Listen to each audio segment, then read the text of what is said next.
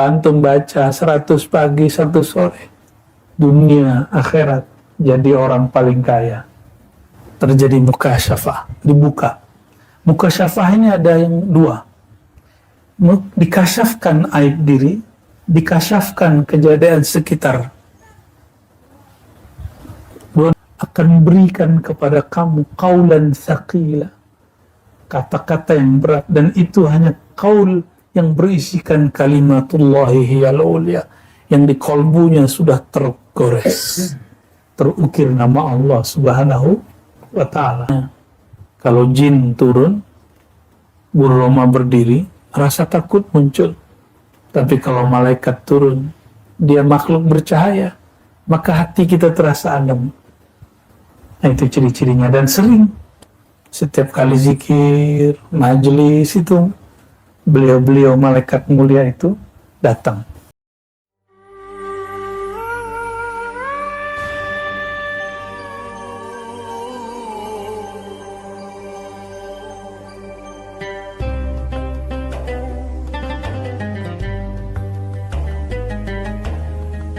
Apa ciri-ciri malaikat menyalami kita? Kalau malaikat turun, malaikat itu membawa kelembutan. Malaikat turun itu membuat, jangankan malaikat, jin turun, jin datang, itu kita, bulu roma kita merinding. Bedanya, kalau jin turun, bulu roma berdiri, rasa takut muncul.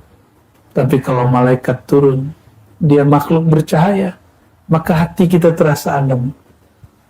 Nah, itu ciri-cirinya. Dan sering setiap kali zikir, majelis itu, beliau-beliau malaikat mulia itu datang. Dalilnya apa? Nah, ini orang kan nanya dalil, mana dalilnya? Tenang aja ya, kita bangnya dalil, ini bangnya dalil semua ini. Ya. Mau dalil yang mana mereka punya ini? Dalilnya, inna lillahi malaikatan sayyarah.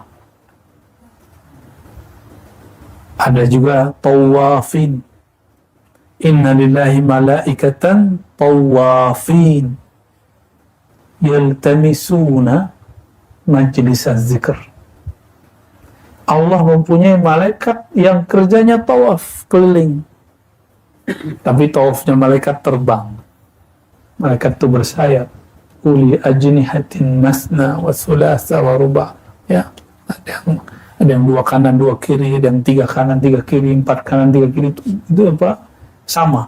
Kiri kanan itu mereka sama. Mereka datang, yang dicari cuma satu, yaltamisun, mencari orang-orang yang berzikir. Karena malaikat itu mendapatkan hidangan di saat ada orang menyebut nama Allah. Ya, dalam akhir hadis Bukhari, itu Imam Bukhari menyebutkan subhanallah bihamdi, kalimatani khafifatani, ya, 2 kalimat yang ringan fil lisan, tsaqilatani fil mizan. Itu subhanallah bihamdi, subhanallahil, ini yang tadi kita baca itu subhanallah alhamdu. Itu gampang kita coba aja, subhanallah bihamdi, subhanallahazim. Apakah rasanya berat? Apakah rasanya seperti bawa gunung? Enggak, tapi itu lebih berat dari gunung. Lebih berat dari gunung. Kalau antum baca 100 pagi 1 sore, dunia akhirat jadi orang paling kaya. Maka orang kaya di dunia dan akhirat hatinya itu orang yang baca subhanallah bismillahirrahmanirrahim. Bahkan beberapa ahli hadis mengatakan ketika ada muridnya kesusahan hidup, gurunya nanya, bukankah kamu baca Sahih Bukhari? Bahkan di riwayat Daruqutni, Tabarani disebutkan wabihi yurzaqun. Itu malaikat dapat rezeki karena baca itu. Rezekinya malaikat kalau baca nama Allah. Maka apa bedanya? Kita kan ada sisi malaikatnya. Insya Allah kalau ada masalah-masalah, baca zikir ini. Yang di wirud asas. Ada di panduan itikaf, pagi sore, tapi tidak selalu diamalkan ya. ya diamalkanlah ya. Insya Allah itu tabungan.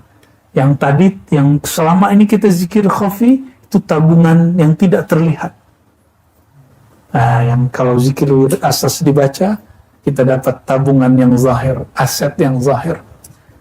Subhanallah bihamdi, subhanallah azim, gharsun fil jannah. Satu subhanallah bihamdi, subhanallah azim, satu pohon besar di surga. Satu pokok, kata orang Malaysia, Brunei ya. Benar, pokok. Kalau pohon memohon ya. Satu pokok. Kita sebut pohon. Satu pohon besar. Dan pohon di surga, kalau kita jalan di bawahnya, 100 tahun baru selesai satu pohon. Jalan kaki. Satu subhanallah. Maka orang yang tadi ikut baca, nikmat tidak nikmat, ikhlas tidak ikhlas, Allah akan kasih dia hadiah. Jika tidak ikhlas hanya di dunia. Jika dia zikir hanya untuk kesuksesan dunia dikasih. Tapi jika dia tulus, maka di sini tumbuh, di sana tumbuh. Ya, di sini tumbuh, di sana tumbuh. Ya, kalau ada yang Allah bukakan mata batinnya akan lihat. Ya, siapa yang paling banyak pohonnya nanti. Kalau punya pohon, luasnya 100 tahun perjalanan, satu pohon berarti berapa hektar? Ya. Di Indonesia, kalau ada kita lewat di pelosok-pelosok, terus orang, oh itu kebunnya SBY, kebunnya Soeharto, kebunnya Prabowo, luas, sejauh mata memandang gitu nih, wow. Ya. Kalau mereka nggak zikir di akhir, di dunia ini, nggak ke bawah itu. Bisa-bisa dihisap 20 tahun dia di sono. Ya. Walaupun dihisapnya mungkin selesai, tapi ya kalau nggak dapat syafaat Rasulullah, kasihan. Kantung kalau punya apa usaha, sisipkan di situ nama Rasulullah sholawat supaya aman deh, ya aman dunia akhirat. Sisipkan di situ keikhlasan, perjuangan. Ya, Sayyidina Sulaiman jika tidak diberi syafaat baginda Rasulullah, maka dia menunggu 2000 tahun. 2000 tahun. Ada yang berani nunggu 2000 tahun. Diberi syafaat Rasulullah, selesai langsung. Hatta Nabi Sulaiman butuh syafaat. Apalagi kita yang belum jelas ini. Entah surga, entah neraka. Coba dihitung sholatnya. Baru sadar kan sholatnya nggak khusyuk selama ini? Ya, baru sadar kan? Setelah belajar zikir kolbu baru sadar, oh ternyata zikir kolbu begitu. Selama ini aku sholat kayak gimana? Kita sholat aja. Sholat begitu, ngeremehin orang lain. Kalau ketemu orang, wah itu tidak mursyid kamil, sholatnya nggak bener. Sholat kita yang nggak bener ini dijadikan cara untuk menghina sholat orang lain. Apa bedanya dengan khawarij? Tahqiru sholatukum. Ya, syolatim, meremehkan sholat kamu dengan sholat mereka. Ya, jadi sekarang jangan lagi rendahkan sholat siapapun, karena sholat kita juga belum tentu diterima. Ya.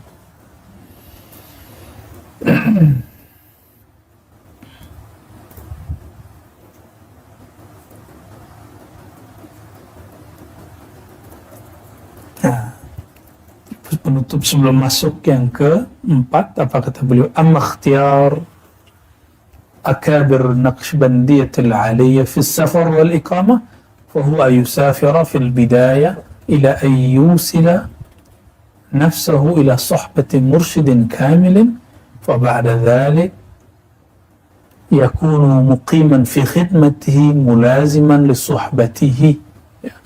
Jadi orang-orang Naqshbandiyah, para petinggi Naqshbandiyah dari dulu, memilih safar atau mukim, jalan atau tidak, dengan apa? Standarnya, mencari guru. Ketemu guru, maka dia suhbah. Nah, ini yang tidak dipunyai kebanyakan murid. Murid itu maunya hanya talqin, hanya mau zikir bersama, hanya mau suluk, tidak mau suhbah. Dan yang kedua, khidmat. Padahal thariqat paling dicintai Allah dan Rasul adalah sohbah dan khidmat. Bersohbah, membersamai guru, berjuang. Itu sohbah. Ya, sohbah apa artinya? Membersamai guru, berjuang. Apa perjuangan guru? Perjuangan guru cuma satu. Li'ilahi kalimatillahi al-ulya. Meninggikan kalimat Allah yang luhur. Pertama, tinggikan dulu di dalam hati nama Allah itu. Baru kita mampu meninggikannya di depan orang. Maka cobain para asatidz kalau ada antum yang suka ceramah. Sebelum ceramah, zikir dulu. Sebelum presentasi, zikir dulu. Maka kata-kata kita akan didengar oleh Allah. Didengar Rasulullah, apalagi makhluk kecil itu depan. Ya Allah pun dengar. Jadi kenapa kata-kata kita nggak kuat? Karena tidak ada pemberatnya di dalam. Tidak ada energinya. Ya, inna sanulqi 'alaika qaulan tsaqila. Kami sungguh akan berikan kepada kamu qaulan tsaqila. Kata-kata yang berat, dan itu hanya qaul yang berisikan kalimatullahi hiyal ulya, yang di kolbunya sudah tergores, terukir nama Allah Subhanahu wa ta'ala. Ya. Kenapa ceramah nggak perlu pakai suara aneh-aneh? Perlu pakai suara perut, diafragma perut. Nggak perlu, biasa aja. Ya, pakai suara biasa, asli antum saja. Nanti Allah yang isi. Allah yang isi. Dari dulu kita punya masyaikh biasa-biasa aja. Ceramah nih biasa-biasa aja. Nggak perlu pakai intonasi yang aneh-aneh. Dia datar tapi bergetar di kolbu. Ya, semoga Allah mempertemukan kita dengan mursyid yang seperti itu, sehingga bersohbat dengannya dan berkhidmat. Khidmat apa saja, bukan khidmat sebatas khidmat kita bantu dia secara materi, tapi kita bersamai secara spiritual. Ya, kalau bantu pakai materi semua orang bisa, tapi bantu secara spirit, bersamai dia. Dipanggilnya datang, diundang dia, labbaik ya syekh. Ya, jangan kebanyakan murid enggak, ya. Kok takut diberikan tugas? Banyak murid melarikan diri kalau diberikan tugas. Kalau melarikan diri dari berikan ijazah boleh. Itu guru saya itu bertahun-tahun nggak mau terima ijazah, nggak mau terima mandat, kan dia merasa dia tidak alim. Yang ada teman kita rebutan mau dapat ijazah, ya. Ijazah tertulis, aku ijazahkan kau menjadi mursyid. Semuanya.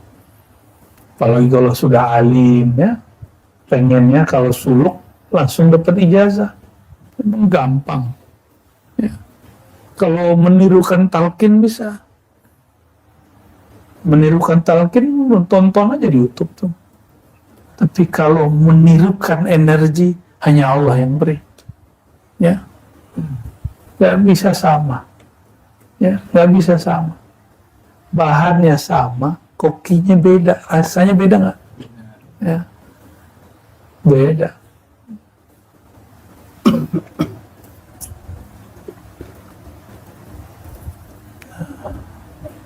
Nah, kalau sudah ketemu dengan mursyid seperti itu, maka rihlahnya boleh rehat.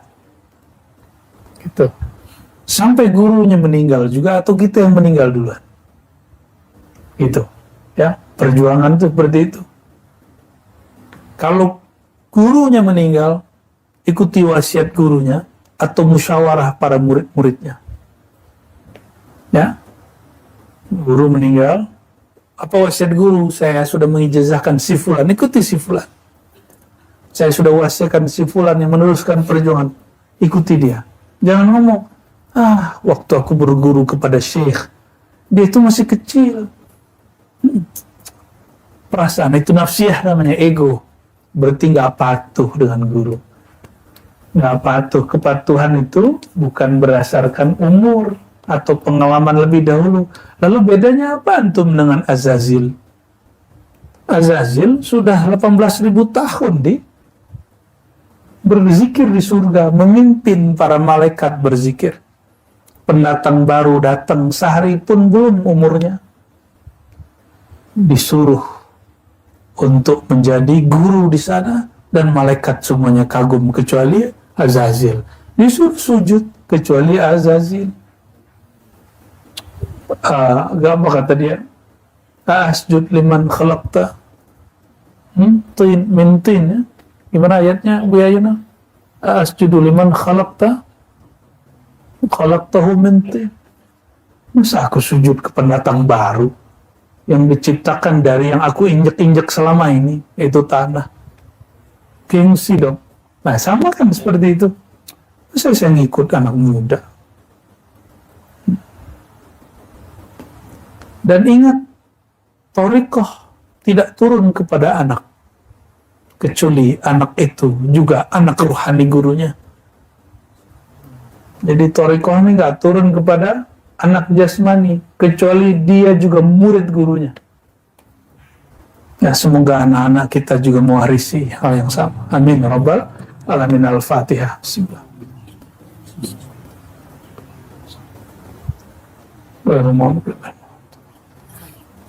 Dan nanti anak-anak kita mungkin karena terhijab lihat ayahnya, titip ke temennya, teman ajaran saya. Ntar dia baru tahu ilmu bapak dia kayak gimana, baru dia balikin. Loh, seperti itu guru-guru kita begitu ya. Jarang-jarang yang bisa belajar kepada ayahnya langsung. Jarang. Kalau bisa, alhamdulillah. Ya. Kalau enggak, maka harus dibuat modal seperti itu. Ya, jadi bersafar darwatan tujuannya apa? Mencari guru, lalu sohbat. Sohbat itu maknanya apa? Membersamai perjuangan guru. Guru maksum, terpelihara dari dosa atau tidak? Guru itu manusia, ya. Kalau guru ada salah, maklum nggak? Coba nanti antum lihat, nanti ada kesalahan di kami, bisa nggak bersama? Hah? Atau langsung mengatakan ada bari'um minka, saya berlepas diri dari bau. Itu murid kazib. Ya. Murid kazib. Ngikut-ngikut orang, takut kalau ngikut guru dituduh sesat. Kalau bersama dia nanti kita ikut-ikut disesatkan orang. Sudah banyak yang begitu. Ya, sudah banyak, bukan satu dua orang. Ya. Berarti dia ngikut gurunya bukan karena gurunya, tapi karena ego dia. Oh, cocok nih orang alim nih, kayaknya sahih nih. Ternyata ada yang kritik. Ya. Masih sama guru nggak? Ternyata dalam pikirannya guru ini nggak boleh salah. Loh, dia sudah sama dengan Syiah Rafidah. Syiah Rafidah meyakini imam itu maksum. Dalam Ahlus Sunnah, dalam thariqah Sufi, guru tidak maksum. Guru tidak terpelihara dari dosa. Guru itu mahalul khata' wa nisyan juga. Bahkan zunub wal ma'asi. Bahkan ada seorang ulama ditanya, Abul Qasim al-Junaid al-Baghdadi, gimana kalimat ini beliau? Ayasi, ayazinil wali. Itu terjemahannya. Apakah wali masih bisa berbuat dosa besar? Jawabannya, itu ketetapan Allah bahwa wali bukanlah nabi. Ya, wali bukanlah nabi. Ini ada murid, gurunya ikut politik langsung ditinggal. Gurunya poligami langsung ditinggal. Serius. Ada seorang murid nggak mau lagi ikut gurunya karena gurunya kawin lagi. Masih hidup sekarang guru itu. Muridnya juga masih hidup, saya kenal orangnya. Bukan di sini, ya di Solo. Gurunya berpolitik. Oh, ini bukan mursyid kamil. Oh, berarti dia tahu mursyid kamil kayak gimana. Terus ngapain dia berguru? Buat thariqat sendiri aja. Kalau cuma karena guru berpolitik, guru zuat lagi, nikah lagi, terus antum nggak ikut. Kira-kira kalau antum ketemu Rasulullah gimana? Rasulullah ketemu Aisyah nikah, ketemu Hafsah nikah, ketemu dengan Ummu Salamah janda, baru nggak lama langsung nikah setelah selesai iddahnya. Nikah lagi. Antum bakal bilang apa kepada Rasulullah nanti? Oh, itu kan Rasulullah. Lah sama apa? Ana basyarum mislukum, kata beliau. Aku manusia seperti kamu, persis sama. Nah, jadi pilah-pilah di situ. Pilah-pilah di situ. Ya. Bisa mampu memilah itu baru disebut murid shadiq. Jadi jangan ditanya, guru saya sempurna atau tidak? Tanyalah, saya serius gak berguru? Itu disebut murid shadiq. Jangan ditanya, gurunya usul gak? Tanyalah dalam kolbu, saya tasdik gak? Percaya gak dengan ilmu ini? Tasdik itu, kalau diuji, dia bertahan. Ya, kalau nggak tasdik, goyang dikit, ditinggal. Saya mengabarkan begini di antara antum, nanti ada yang begitu. Ya, semoga nggak berat-berat amat lah ya. Ya, apakah kami akan sedih?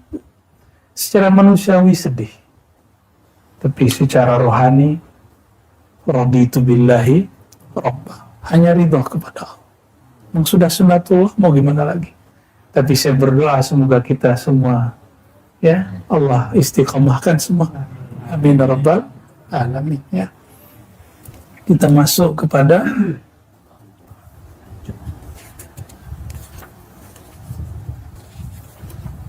yang berapa lagi nih Bu ya?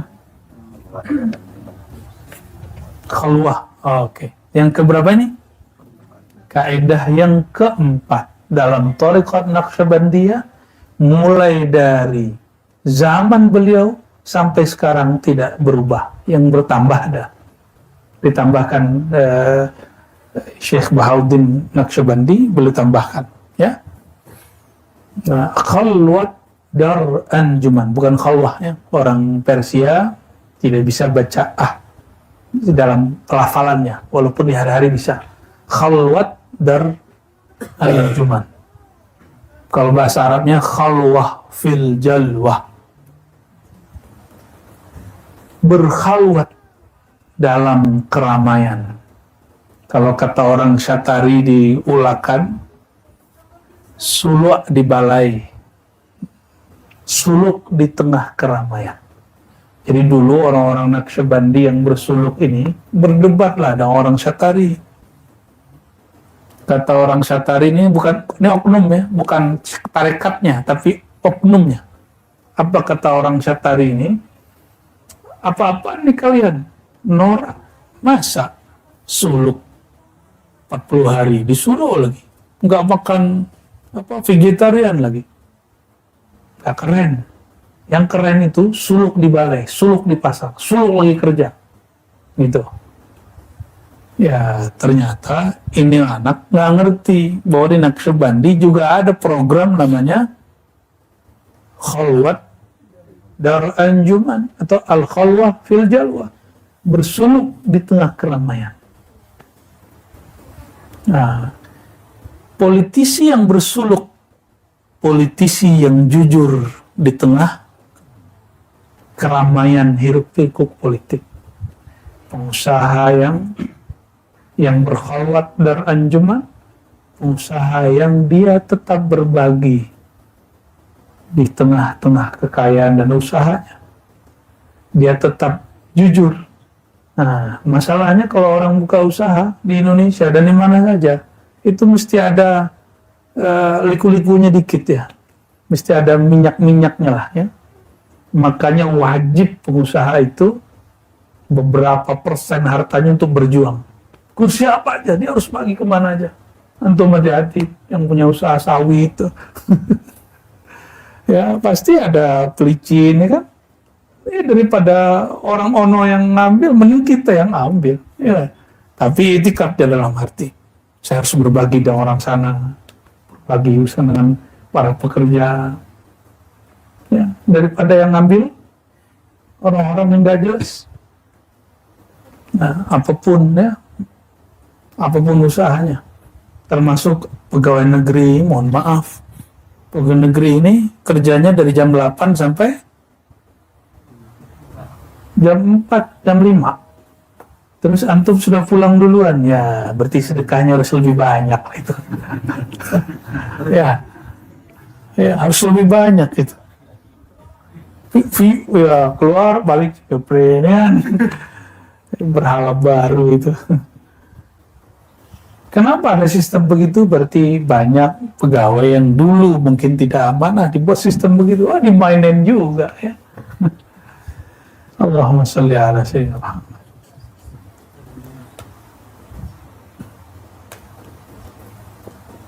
Yang paling enak tuh jadi ustadz ya. Nggak ada KPK-nya, ya. Nggak ada kantor pajaknya, tapi bahaya karena langsung KPK-nya Allah, kantor pajaknya langsung Allah, ya, DPR-nya Allah. Kalau nyantum jadi gubernur, jadi bupati, jadi presiden, udah omongin tuh sama. Emang mereka digaji untuk ngomongin presiden, untuk tengkar dengan Mahfud MD kan? Jadi kalau DPR diam-diam aja kita curiga, kita tepuk tangan untuk mereka yang sudah nyinyir, harus nyinyir. Ya. Gak boleh marah-marah juga pemerintah kalau ada yang begitu ya, biasa aja. Khalwat dar anjuman, ini titiknya hilang. Berkhalwat dalam keramaian. Nah ini yang dikatakan oleh Imam Ghazali. Khalwat itu ada dua. Pertama, khalwat dalam pengertian hakiki, zahir dan batin, menjauh daripada makhluk, ya, mirip-mirip dengan uzlah, jadi meninggalkan orang. Kalau di negeri kita ada dulu Syekh Muhammad Kanis An-Naqsyabandi, beliau punya anak, disuruh suluk anaknya di hutan. Itu khalwat hakiki itu. Masih hidup beliau. Ya, masih hidupnya, masih mimpin di tarbiyah sana. Guru saya dulu ngambil zikir di sana, Abu Hasan Basri Jalil, dulu belajarnya di situ, belajar zikirnya. Ya, tuh anaknya dulu disuruh kemana? Ke bukit. Atau pulang-pulang kan brewok gitu tuh, nggak bawa apa-apa. Tahu sendiri kalau masuk ke dalam hutan, ada babinya, ada ularnya, udah kayak Sunan Kalijogo. Masih ada guru-guru dulu yang begitu, ya masih ada. Saya nggak tahu berapa lama beliau begitu. Kalau di Naqsyabandi Haqqani, dulu Abdullah Dagestani 6 tahun. Setiap terpikir dunia, dia wudu. Setiap dia terlalaikan dunia, dia mandi, tobat. Coba dipraktekin ke antum, 10 hari udah keok.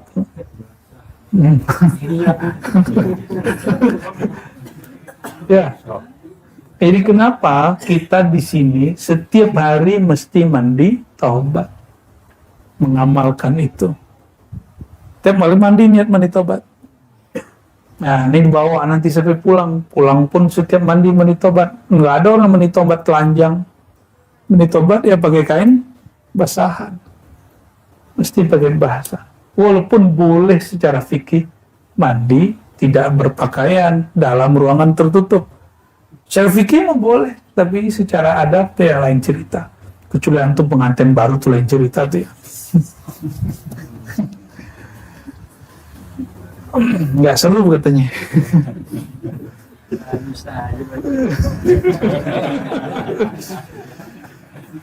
Allahumma sholli ala Muhammad.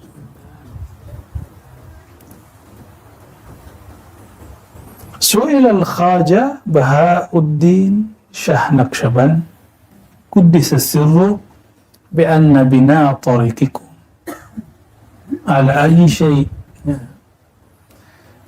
Dengan apa? Jadi ada orang nanya kepada Imam Bahauddin Shah Naqsyabandi, Imam Ahlus Sunnah di zamannya, thariqah kamu ini itu dibangun dengan kaidah apa? Apa jawaban beliau? Khalwah dar anjuman. berkhalwat dalam keramaian. Nah, ini yang dikatakan Imam Ghazali, khalwat pertama berkhalwat dalam kesunyian, yang kedua hati bersama makhluk. Badan bersama makhluk, hati bersama Allah. Ini namanya khalwat batin. Jadi khalwat zahir batin, yang kedua khalwat batin. Kepikiran dunia enggak? Ya, dari kemarin kepikiran rumah enggak? Kepikiran. Tapi diikuti enggak perasaannya? Ada yang sudah kangen, ya. Ada yang belum kirim foto. Allahumma sholli ala.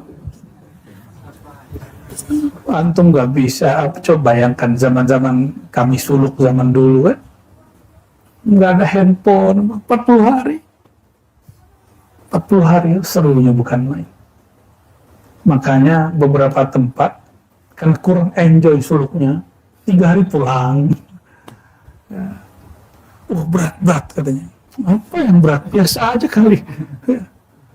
Yang berat tuh pikiran dia. Tempatnya horor sini kan, khawatir. Kita buat happy dari kemarin. Ya. Dari pengajian sore. Ya. Apakah ini bid'ah? Yang dibicarakan kan silsilah. Membacakan silsilah itu caranya dua. Pertama, membacakan silsilah dalam tawajuh. Satu-satu dibaca. Apa efeknya baca silsilah kalau nggak mengerti silsilahnya siapa? Maka keberkahan menyebutkan silsilah akan tambah kuat kalau mengenal siapa mereka.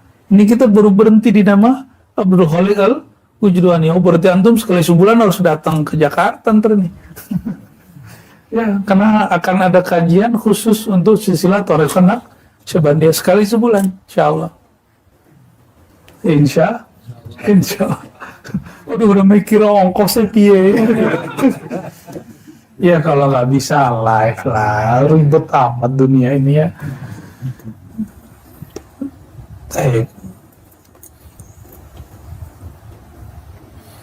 Inilah yang disebut bahwa Thariqah Naqsyabandiyah juga bermanhaj Imam Ghazali.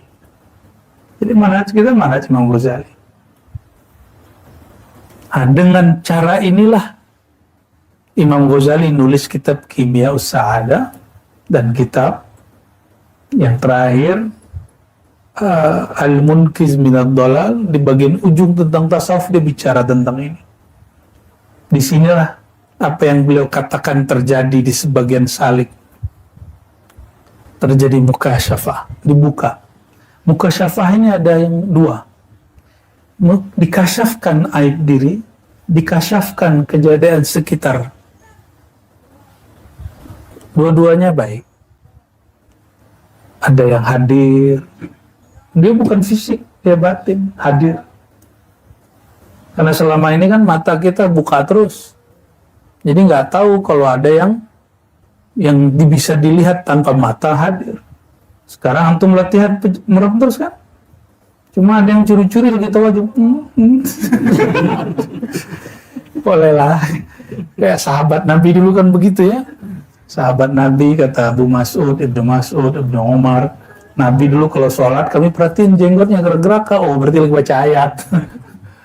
Ya lucu-lucu sahabat itu ya. Jadi sahabat tuh enjoy bersama Rasulullah SAW. Maka berguru dengan ke-enjoyan itu. Walaupun gurunya serius gitu ya. Nah inilah yang disebut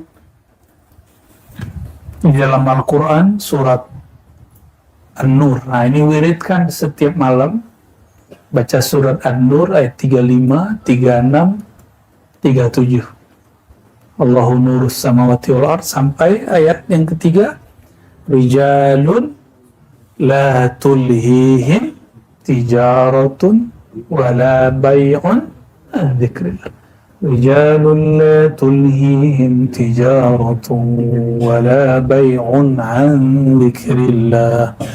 Rijal, maka orang-orang yang tidak lalai. Kenapa? Tijarah, usaha dia. Kita punya usaha semua, tijarah, wala bay'un, transaksi dia. Apapun usahanya, Disebut di sini tijarah dan baik karena itu usaha yang paling ramai. Di pasar itu barter-barter, akad itu ramai. Nah, pekerjaan seperti ini pun mereka tidak lalai, apalagi di belakang meja, apalagi di belakang laptop, apalagi yang sifatnya masih lebih elegan. Yang paling sibuk pun mereka tidak. Berarti mereka sudah latihan zikir tidak hanya dengan lisan, zikir dengan qol.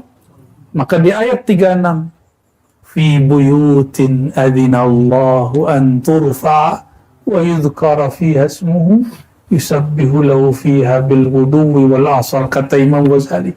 Buyut, bait, rumah-rumah yang Allah izinkan namanya bertahta di sana. Itu rumah sebenarnya adalah rumah kolbu. Masjid rumah Allah itu apakah surau seperti ini? Masjid yang megah itu bangunan. Sudah berapa kali di Turki Hagia Sophia berubah dari gereja jadi masjid, masjid jadi gereja, jadi masjid lagi. Benar nggak?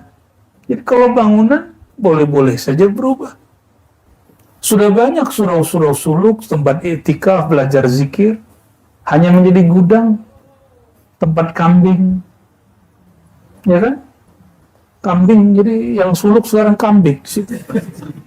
Sama tikus, sama guguk di bawahnya kan semua surau. Dulu surau begini. Insya Allah yang di BSD nanti kita buat pakai kayu juga, karena kayu ini bisa menyerap energi buruk di badan. Ya, itu dahsyatnya. Karena dia berzikir. Masih ingat Nabi SAW ketika ada orang disiksa, dikubur, Nabi ambil pelepah. Pelepah itu kayu, tancap. Karena ada malaikat, kata Imam Suyuti, bertasbih pada kayu itu. Ini kata Imam Suyuti, belum kata kita nih. Maka Allah yukhaffif malam yaibas. Selama belum kering, itu dapat syafaat. Tapi setelah kita belajar ilmu zikir, ilmu ma'rifat, ketemu riwayat yang orang sudah tahu, tapi mereka jarang memperhatikan riwayat ini. Nabi bersandar ke pohon, ke kayu, masih ingat? Ternyata ketika dibuatkan mimbar, kayunya nangis. Seperti anak kecil nangis. Satu masjid dengar. Itulah karamah sahabat.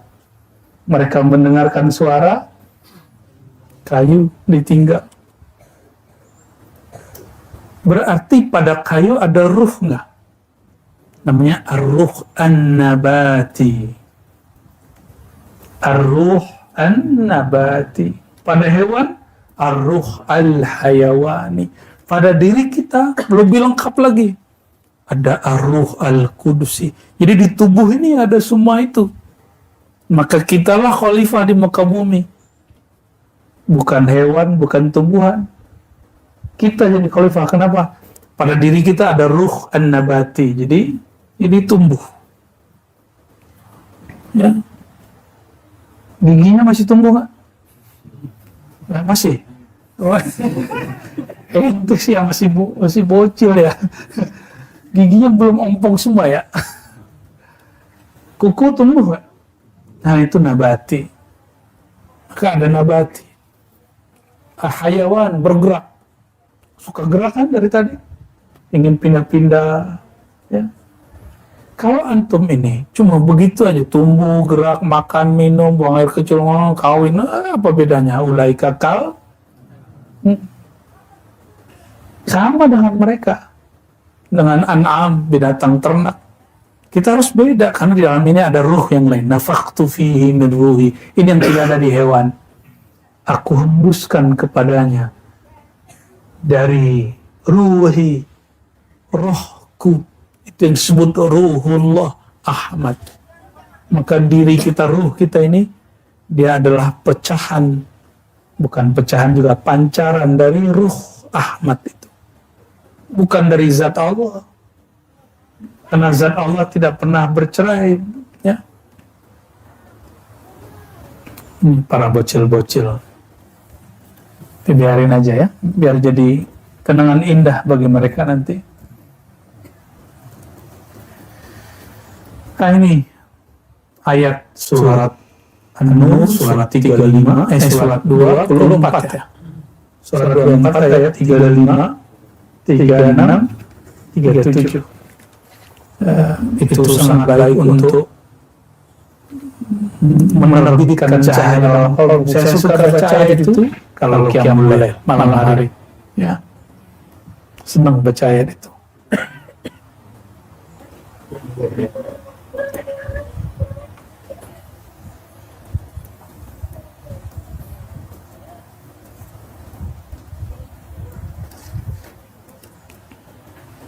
Jadi dahsyatnya thariqah sufi ini sebenarnya tidak hanya Naqsyabandi, semua thariqah mengajarkan ini. Namun ketika orang tadi yang oknum Naqsyabandi dan Syatari ini mereka berdebat, berarti mereka baru mengerti tarekat secara zahir, belum tahu bahwa dua tarekat ini sumbernya sama, nanti sanadnya ke atas sama, ya. Jadi orang-orang Syatari nggak boleh tengkar sama Naqsyabandi. Qadiriyah juga nggak boleh merendahkan thariqat Ba'alawi nggak boleh merendahkan Syadzili. Begitulah semua thariqah, ya. Kita saling menghargai, ya. Wa qala quddisa sirruhu anna nisbatal batin fi hadha at-tariq ala nahjin tahsulu jam'iyatul qalb fi mala'in wa suratin tafriqatan akthar mimma tahsulu fil khalwa. Bahkan kata beliau, kamu sadar bertuhan dalam keramaian lebih banyak daripada sadar dalam khalwat. Itu yang dituntut. Inna tariqana hadha mabni ala suhbah fa inna fil khalwati syuhratun wa fi syuhrati afatun wal khairu kullu fil jam'iyyah wal jam'iyyah fis suhbah bi syarti fana'i kullin fil akhar. Nah, ini penting. Berkali-kali saya sampaikan ke beliau-beliau ini, kalau ijazah gampang dikasih guru, antum bisa buat surau zawiyah sendiri, tapi bersama-sama itu yang penting. Apa kata beliau di sini? Thariqah kita dibangun dengan suhbah. Suhbah itu berjamaah. Lain dengan syuhrah. Thariqat kita bukan viral-viralan, bukan viewer-vieweran. Kalau orang masyhur, dia masyhur sendiri. Enggak. Wa fi syuhrah afatun. Dalam popularitas lebih tepatnya, afatun, ada masalah. Wal khair kulluhu fi jam'iyyah. Kalau Allah masyhurkan atau Allah nggak masyhurkan, nggak ada urusan. Yang penting kulluhu fil jam'iyah, berjamaah, kebersamaan. Banyak orang soleh sendiri-sendiri. Ketemu setan, singanya setan, habis. Banyak orang-orang soleh, habis. Kita nggak soleh, nggak apa-apa, tapi berjamaah dengan orang soleh. Ketika terjadi, ya, kegoncangan, baik goncang iman, musibah lahir batin, dan musibah akhir zaman, paling berat, fitnah akhir zaman. Kalau orang berjamaah, ya, walaupun tubuhnya berjarak jauh, tapi mereka pergerakannya selalu bersama-sama. Khair fil jamaah, fil jam'iyah, ya. Nah, syaratnya apa? Suhbah. Jadi ketika nanti kita berjuang, saya yakin semuanya Allah berikan kelebihan ilmu kah, kelebihan zikrullah kan, kelebihan harta kah, kelebihan jabatan kah, pengaruh kah. Kalau orang berjamaah, sisi ini dia leburkan dalam yang lain. Jadi dia nggak mentang-mentang saya bisa, mentang-mentang saya berkuasa, mentang-mentang saya punya, enggak, mentang-mentang saya berilmu, enggak. Saling melengkapi. Orang berilmu kadang kurang beruntung dalam rezeki.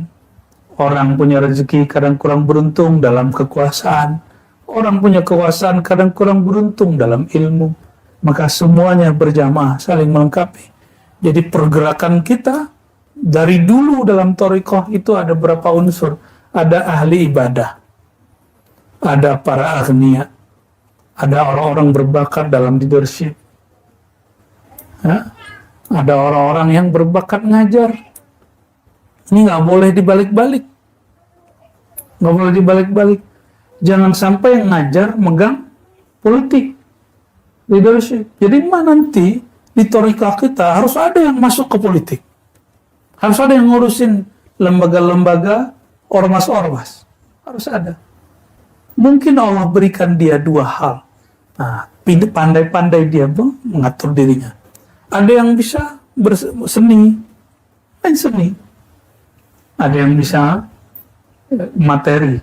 Nah, orang-orang ini harus saling paham. Jangan kemudian angkuh seperti beberapa orang kaya. Ya. Dia buat bangunan seperti bangunan Arab, lalu dia tulis pelang, pesantren. Kiainya nggak ada. Nggak begitu kita berjuang.